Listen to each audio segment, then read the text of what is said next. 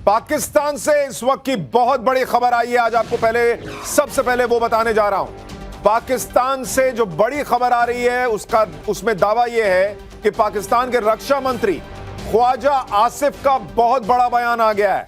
भारत के निशाने पर पाकिस्तान के कई शहर, यह पाकिस्तान के रक्षा मंत्री ने कह दिया है। यानी नरेंद्र मोदी का यह नया भारत घुसकर ठोकने वाला है, यह पाकिस्तान कंफर्म कर रहा है। पाकिस्तान के रक्षा मंत्री ने कहा है कि भारत पाकिस्तान के कई शहरों को निशाना बनाने वाला है। पाकिस्तान से एक और बड़ी खबर इस वक्त की, पीएम मोदी के ऐलान से पाकिस्तान के हाथ पैर कांपे हैं। एलओसी पर पाकिस्तान ने सैनिकों की तैनाती बढ़ा दी है। एलओसी और इंटरनेशनल बॉर्डर पर निगरानी बढ़ा दी है। पाकिस्तान ने सैनिकों से कह रहा है पाकिस्तान की बंकर के बाहर मत निकलना। सैनिकों को बंकर के अंदर से निगरानी रखने के लिए कहा है पाकिस्तान ने।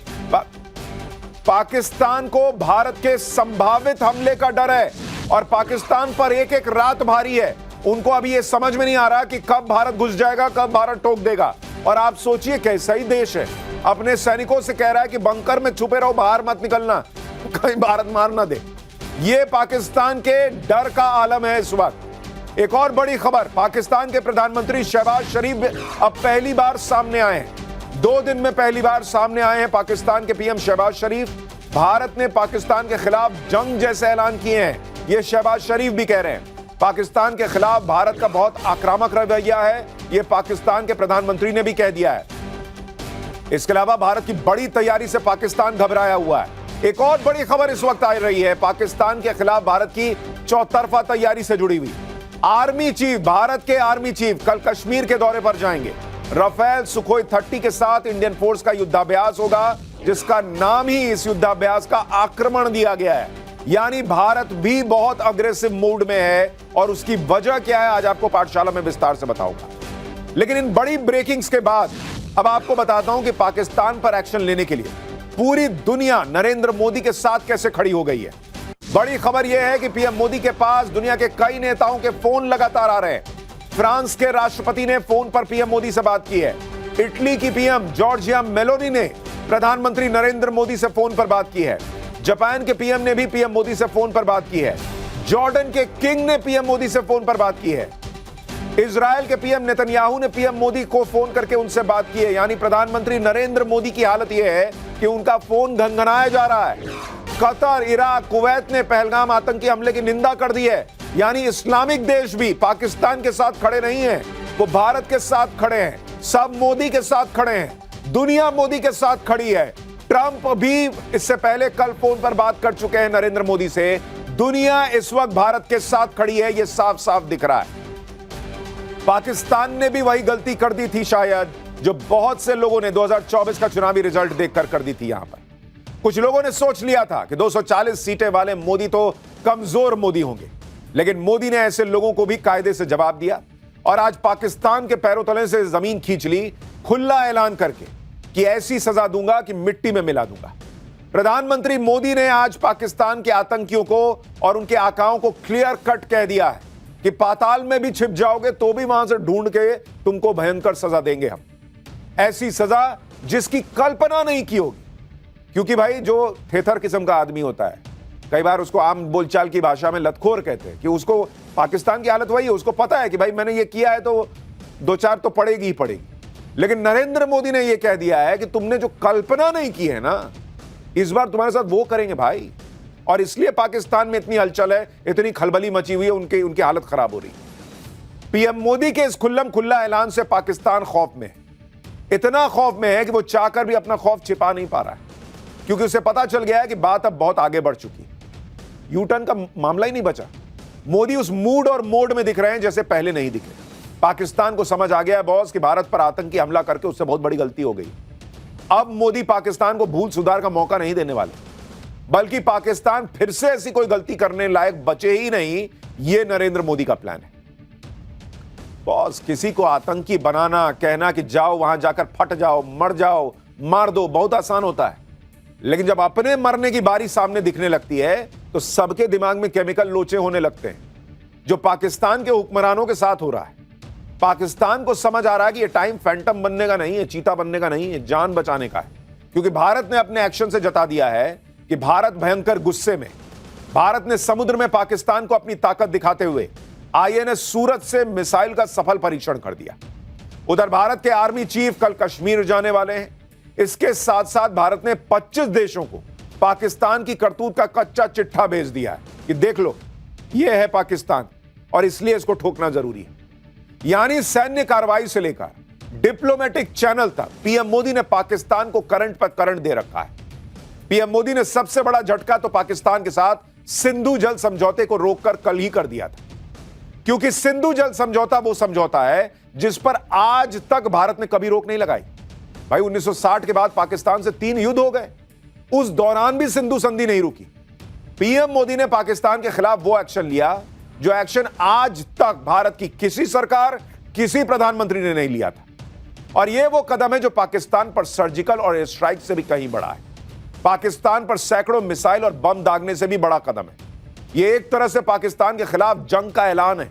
इसलिए आज पाकिस्तान ने भी सिंधु जल समझौते को रोकने को एक्ट ऑफ वॉर कह दिया। भाई पाकिस्तान को समझ आ रहा है कि सिंधु जल समझौते से जो पानी उसे मिलता है वही उसकी लाइफलाइन है। सिंधु जल समझौते से पाकिस्तान पर क्या असर पड़ेगा यह आज आपको आगे विस्तार से बताऊंगा। पीएम मोदी के डर से आज पाकिस्तान के शहबाज शरीफ ने कौन सी मीटिंग बुलाई, पाकिस्तान ने एयर स्पेस क्यों बंद किया है, पाकिस्तान में सरकार से लेकर आतंकी कैसे कांप रहे हैं, गिड़गिड़ा रहे हैं, यह सब आज दिखाऊंगा। लेकिन पीएम मोदी की चेतावनी और दिन भर जो हलचल रही उसकी एक झलक से शुरुआत करते हैं।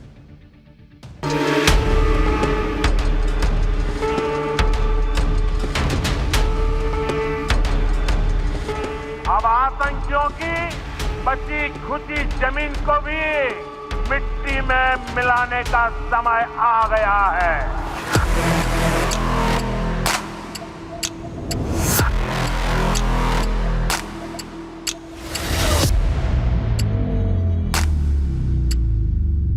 और इस हमले की साजिश रचने वालों को उनकी कल्पना से भी बड़ी सजा मिलेगी। सजा मिलकर के रहेगी।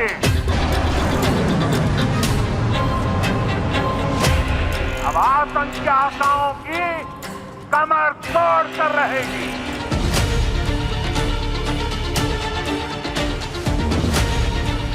India's spirit will never be broken by terrorism.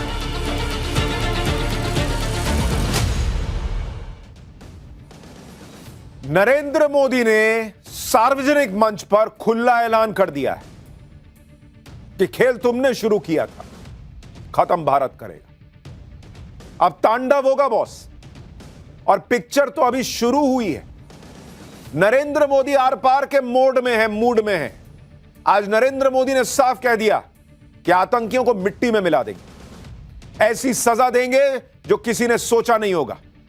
प्रधानमंत्री बिहार में थे और बिहार की धरती से उन्होंने दुनिया को मैसेज दिया है, पाकिस्तान को खुला मैसेज दिया है। एक बार प्रधानमंत्री का वो पूरा बयान सुनिए, फिर उस मैसेज के साथ साथ पीएम ने एक और चीज की जो बड़ी इंपॉर्टेंट है, वो भी दिखाऊंगा। मैं बहुत स्पष्ट शब्दों में कहना चाहता हूं, जिन्होंने ये हमला किया है उन आतंकियों को और इस हमले की साजिश रचने वालों को उनकी कल्पना से भी बड़ी सजा मिलेगी। अब आतंकियों की बची खुची जमीन को भी मिट्टी में मिलाने का समय आ गया है। 140 करोड़ भारतीयों की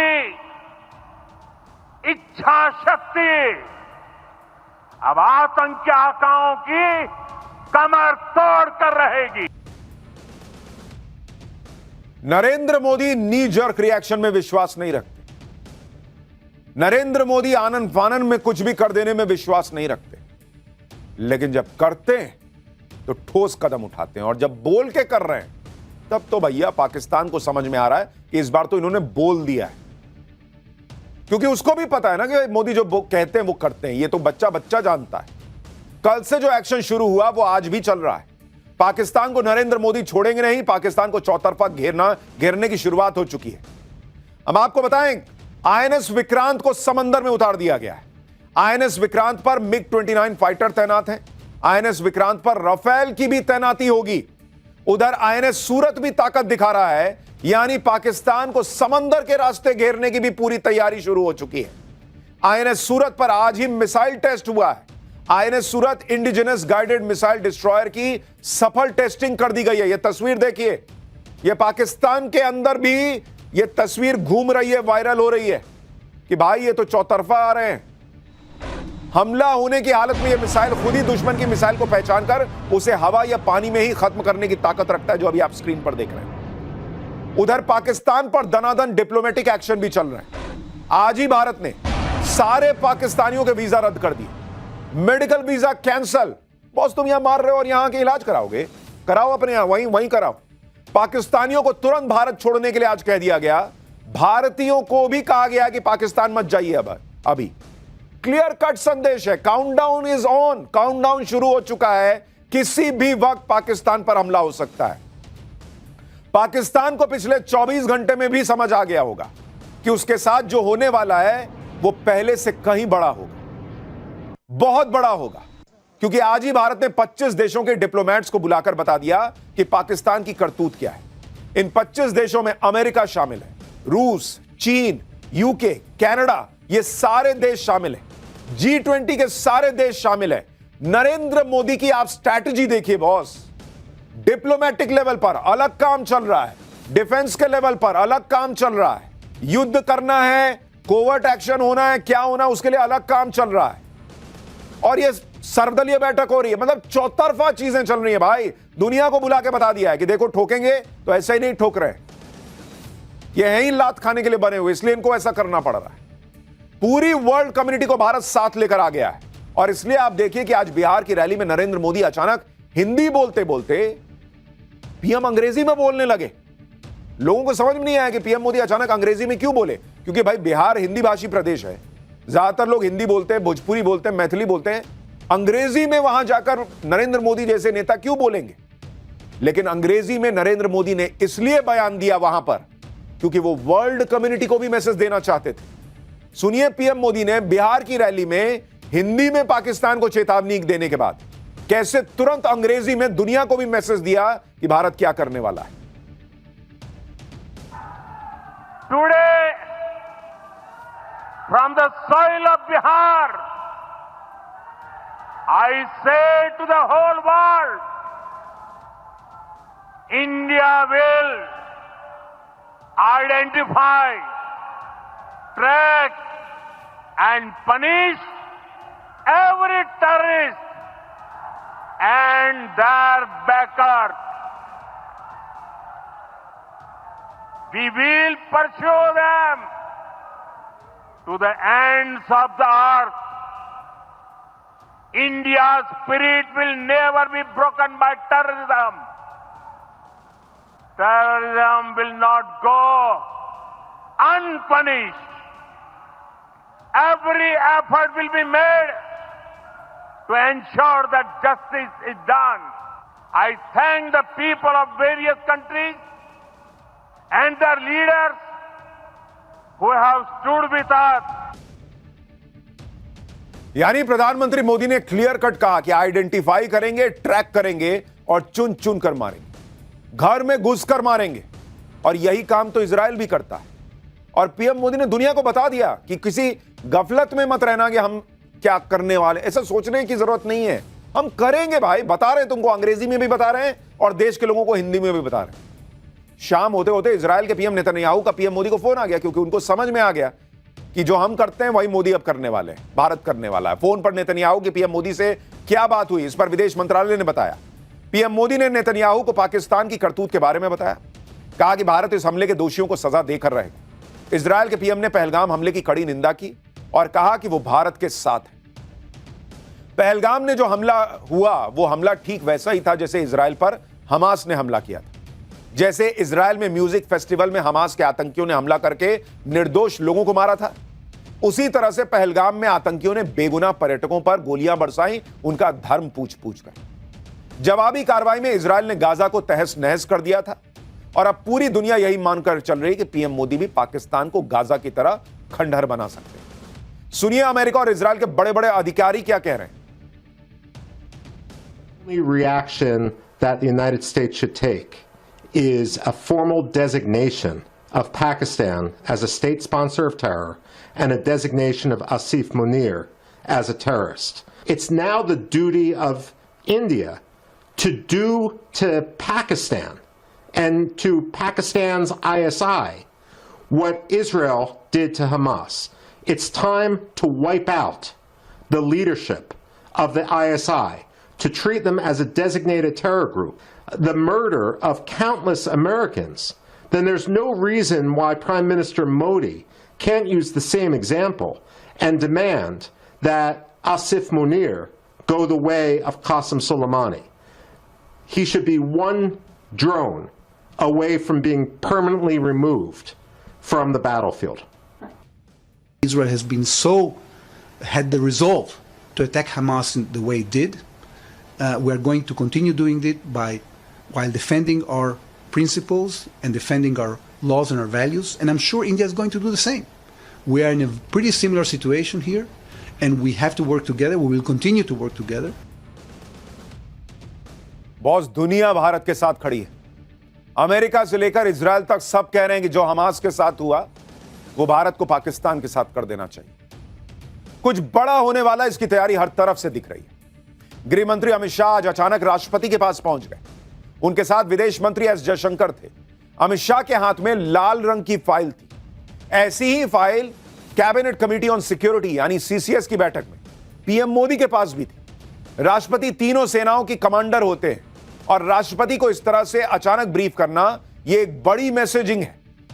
उधर एक तैयारी राजनीतिक तौर पर भी, हमारे यहां हर बात पर राजनीति होती है, लेकिन अब बात देश की है तो कोई इधर उधर की बात ना करे, इसलिए आज ऑल पार्टी मीटिंग बुलाई गई। इसमें विपक्ष के एक एक बड़े नेता को बुलाया गया।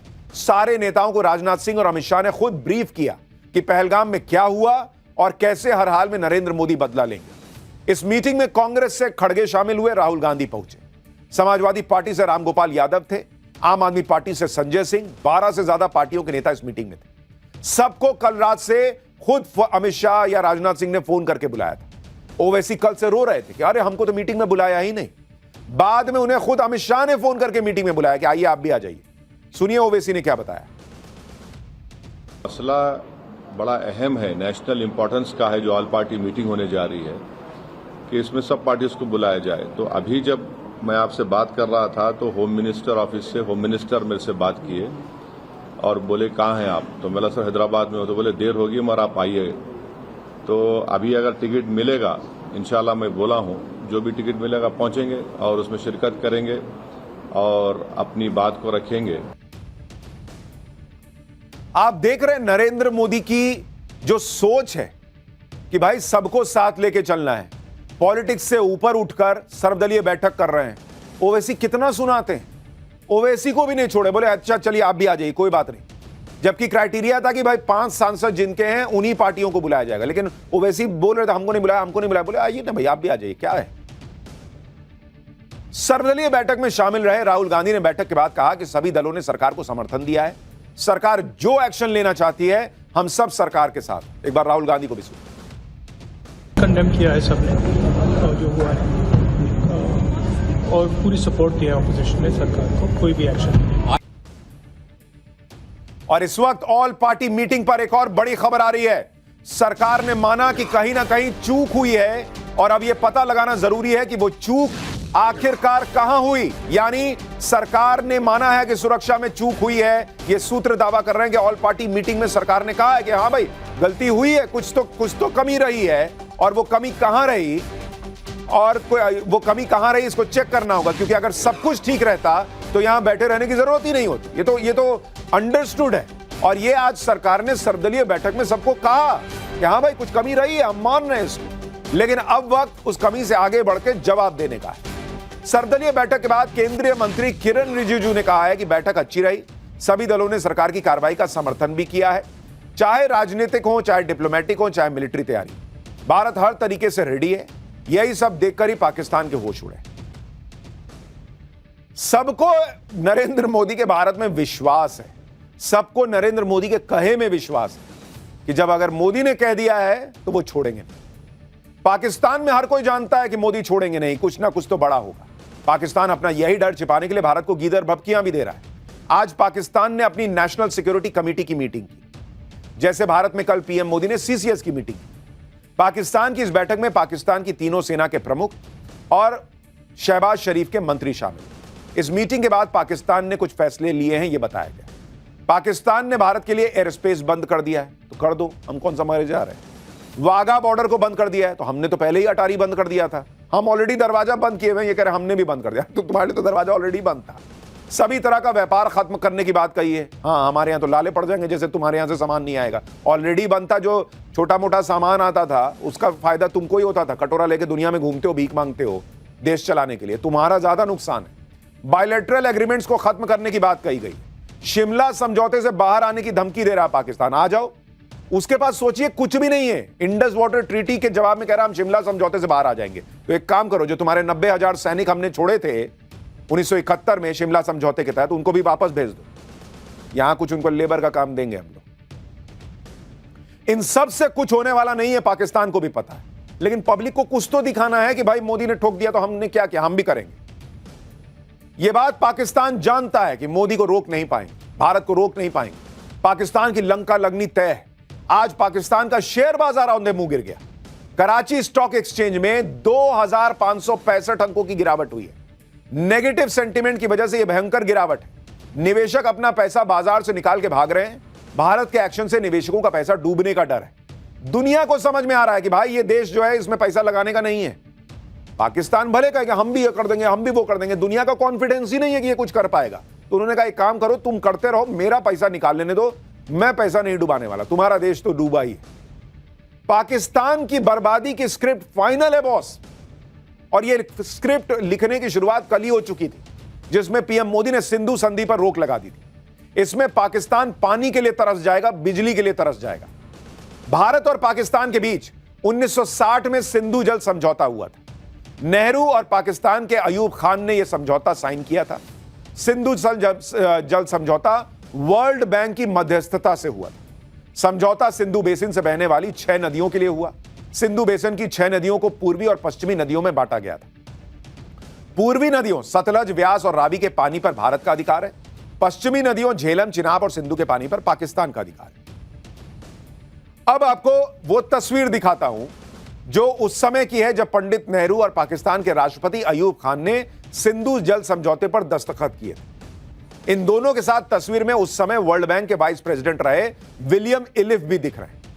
इसी समझौते पर भारत ने रोक लगा दी है कि ठीक है, हमको जो करना है हम करेंगे, लेकिन अब यह समझौता आगे नहीं चल सकता। लेकिन कैसे पाकिस्तान के लिए सिंधु बेसिन का यह समझौता रुकना, मतलब उसके गले पे हाथ रख दिया भारत ने, ऐसी स्थिति है। कौन सी नदी कहां से आती है, क्या होता है, जरा अब आपको मैप के जरिए समझाता हूं, जरा दिखाइए यहां, तो आपको समझ में आएगा कि पाकिस्तान में क्यों जो है हाहाकार मचा हुआ है, क्यों पाकिस्तान बाप बाप कर रहा है।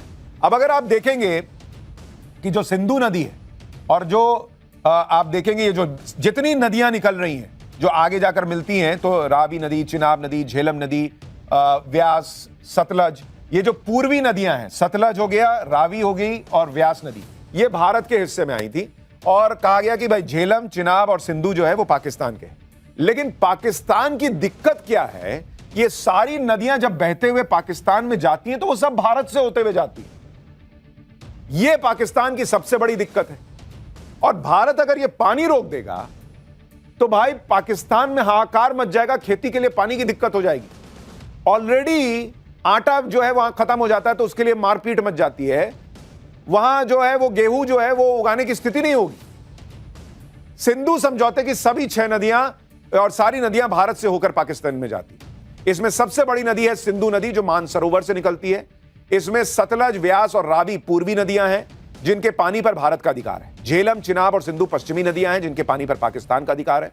सिंधु जल समझौते पर पाकिस्तान से युद्धों के बाद भी कभी इसे रोका नहीं गया, लेकिन अब पीएम मोदी ने पाकिस्तान को आतंकवाद की सजा देने के लिए इस पर रोक लगाई है। और इससे सिंधु जल समझौते पर भारत ने जैसे ही रोक लगाई, पाकिस्तान क्यों इतना बिलबिला उठा, क्योंकि यह समझौता एक तरह से पाकिस्तान की जीवन रेखा है। इसके बिना पाकिस्तान में अकाल पड़ जाएगा।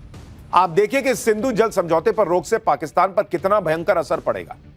पाकिस्तान पानी के लिए 80% इस समझौते पर निर्भर है भाई। पाकिस्तान का पंजाब प्रांत पूरी तरह से तबाह हो जाएगा। पाकिस्तान में कुल अनाज का 85% इसी पंजाब प्रांत से आता है। समझौते पर रोक से पाकिस्तान में भूखमरी हो सकती है। पाकिस्तान की जीडीपी का 21% हिस्सा खेती से आता है। ग्रामीण पाकिस्तान के 70% लोग खेती पर निर्भर हैं। पूरे पाकिस्तान में कुल 45% लोग खेती पर निर्भर हैं। समझौते पर रोक से पाकिस्तान की खेती तबाह हो जाएगी। सिंधु और उसकी सहायक नदियों से ही बिजली उत्पादन होता है, सो अलग। सिंधु नदी पर तरबेला डैम है, झेलम नदी पर मंगला डैम है और इन दोनों डैम से पाकिस्तान की 30% बिजली बनती है। दोनों डैम रुक गए तो पाकिस्तान में बिजली का संकट पैदा हो जाएगा। एक्सपर्ट्स के मुताबिक पूरे पाकिस्तान में 16 घंटे तक ब्लैकआउट हो सकता है अगर ये डैम्स जो है वो रुक गए। यानी एक तो सूखा, दूसरा बिजली का संकट और तीसरा अगर भारत ने एक साथ ज्यादा पानी छोड़ दिया तो बाढ़ जैसी स्थिति आ जाएगी, वहां भी सब बर्बाद हो जाएगा। यानी बिना एक गोली चलाए पाकिस्तान बर्बाद हो सकता है, घुटनों पर आ सकता है। और इसी वजह से पाकिस्तान बौखलाया हुआ है। जैसे किसी की दुखती नस नहीं दबा देते हैं, वही हाल पाकिस्तान का है। आप देखिए भारत ने पानी बंद करना शुरू कर दिया है। ये तस्वीरें कश्मीर के रामबन में Baglihar hydraulic power plant dam की है, जो चिनाब नदी पर है। इसका पानी भारत ने रोक दिया, जिससे पाकिस्तान को मिलने वाले पानी में कमी आ गई होगी। उनको धीरे धीरे उधर समझ में आ जाएगा यार पानी नहीं आ रहा है। सिंधु जल समझौते पर रोक के बाद पाकिस्तान जिस तरह से रिएक्ट कर रहा है, उससे भी पाकिस्तान की बिलबिलाहट दिख रही है। पाकिस्तान ने कहा है कि सिंधु समझौते पर भारत की रोक को पाकिस्तान खारिज करता है। कर दो, हमको क्या फर्क पड़ता है। पाकिस्तान के पानी को रोकने का कोई भी प्रयास युद्ध की कार्रवाई माना जाएगा। तुम लोगों को मार रहे हो, वो युद्ध नहीं है। पानी रोका तो युद्ध है। पाकिस्तान की तरफ से इसका जवाब पूरी ताकत के साथ दिया जाएगा। तुम्हारी ताकत 1971 में तुमको दिखा दी गई थी, जब तुम्हारे 90,000 सैनिक शिमला समझौते के बाद छोड़े थे। तो तुम्हारी ताकत जो है वो एक काम करो, लिफाफे में बांधो और पैंट की पिछली जेब में रख लो, हमको ना दिखाओ। पाकिस्तान की भाषा बता रही है कि वो डर में, पाकिस्तान के आतंकी भी खौफ में।